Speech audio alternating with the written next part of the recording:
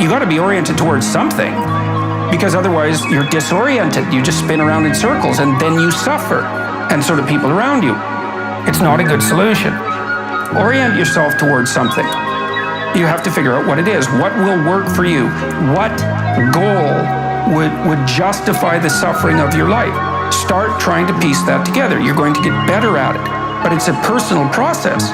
So you need a personal place to stand, because otherwise you're going to be handed a place to stand on a plate. And it may be one that makes you a puppet of someone else's goals. So I would say, what are the processes? Well, I think what I've recommended to people is clean up your room. Clean up your room. Clean up your room. Clean up your room. Clean up your room. That's a good start. Organize your local landscape. Schedule your time. Start taking control of yourself. See if you can stop saying things you know to be lies. That's not the same as telling the truth.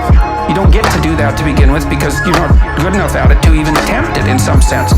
But everyone can stop saying things they know to be falsehoods. Stop saying things that violate your conscience. Here's another idea. Stop saying and doing things that make you feel weak. Just all you have to do is pay attention to that. Some things you do will make you feel disintegrated. It's a physiological sensation. Some things improve your integrity and some things disintegrate you. Now, the things that disintegrate you, you often do to impress other people, or because you're taking a shortcut, or you're escaping what you know to be your moral obligation. And your moral obligation stems naturally from your aims. And if you don't have an aim, well, then you're aimless. So that's not a solution. So along with the aims come the moral obligations.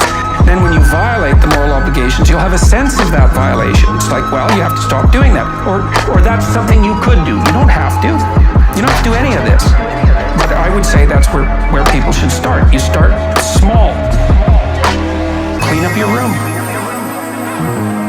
Clean up your room. Clean up your room.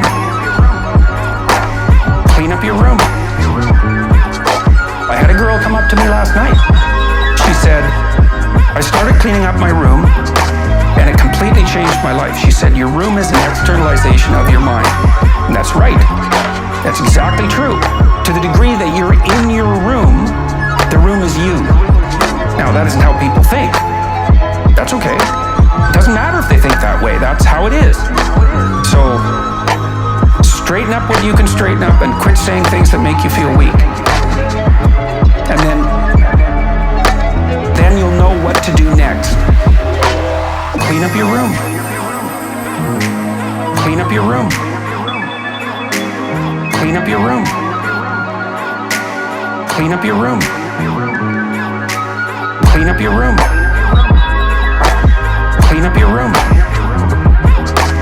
Clean up your room.